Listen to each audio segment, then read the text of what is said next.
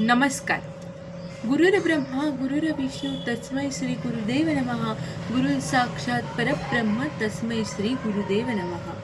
या मंत्राचा अर्थ असा होतो की गुरु हा ब्रह्मा समान आहे, जो सृष्टीची रचना करतो. गुरु विष्णू समान आहे, जो सृष्टीचे पालन करतो.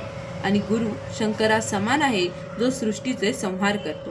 गुरु हे स्वतः परम सत्य आहे. त्या गुरूंना माझा नमस्कार. आज गुरुपौर्णिमा. गुरुपौर्णिमा दरवर्षी आषाढ महिन्यात साजरी केली जाते. हिंदू दिनदर्शिकेनुसार आषाढ महिन्यातील शुक्ल पक्षाच्या पौर्णिमेच्या दिवशी गुरुपौर्णिमा उत्सव साजरा केला जातो.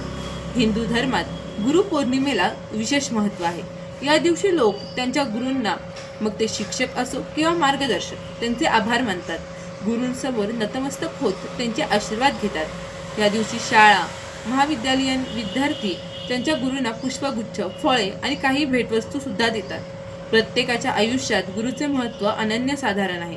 गुरूंप्रती कृतज्ञता व्यक्त करण्यासाठी हा दिवस गुरूंना समर्पित केला जातो. पण तुम्हाला माहिती आहे का, गुरुपौर्णिमा का साजरी केली जाते?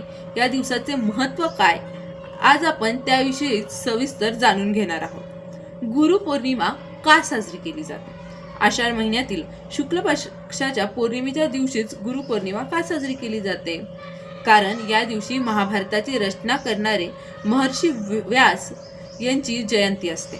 म्हणूनच याला व्यास पौर्णिमा असेही म्हणतात. पण गुरुपौर्णिमा म्हणजे फक्त वेदवास्यांची जयंती एवढंच नाही, तर त्याचबरोबर आणखी एक आख्यायिका आहे. ही गुरुपौर्णिमेच्या दिवशी सप्त ऋषींना म्हणजेच 7 ऋषींना भगवान शंकरांनी योगाचे ज्ञान दिले होते.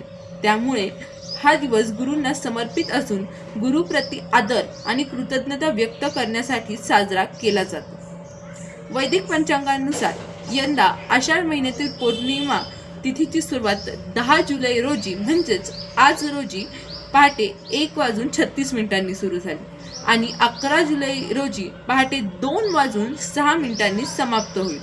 त्यामुळे उदय स्थितीनुसार 10 जुलै 2025 रोजी गुरुपौर्णिमा साजरी केली जाईल.